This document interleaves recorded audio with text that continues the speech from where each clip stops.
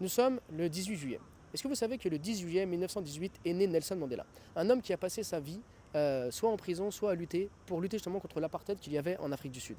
Et cet homme a un lien particulier avec l'Algérie, puisque c'est en 1962, avant d'être emprisonné, qu'il vient en Algérie et que les membres du FLN vont le former justement pour l'aider à lutter. Mais il a également donc un lien avec l'islam, et il va déclarer d'ailleurs qu'en Algérie, il a appris à être un homme, et que l'Algérie est son deuxième pays, son pays de cœur. Et il va déclarer donc que c'est auprès de ses camarades de prison musulmans qu'il va apprendre la résilience, qu'il va apprendre la solidarité et qu'il va apprendre la dignité. Et tout au long de sa vie, donc, emprisonné ou en lutte, il aura cessé de nous rappeler l'importance de la Palestine. C'est ainsi que quand il va devenir le premier président noir d'Afrique du Sud, donc après l'apartheid, il va dire que la liberté ne sera totale que lorsque la Palestine sera libre. Et donc il rappelait l'importance de la lutte à l'échelle humaine, à l'échelle de la dignité humaine et non uniquement à sa propre personne ou à sa propre lutte ou à son propre pays. Et c'est pourquoi donc il rappelait l'importance en permanence de la Palestine. Et il faut savoir qu'en 2005, son petit-fils a embrassé l'islam et donc parler de Nelson Mandela aujourd'hui, c'est se rappeler de l'importance donc de lutter pour la vérité, de lutter pour la justice, et c'est de se rappeler donc le combat d'un homme qui était fortement lié à l'Algérie, fortement lié à l'islam,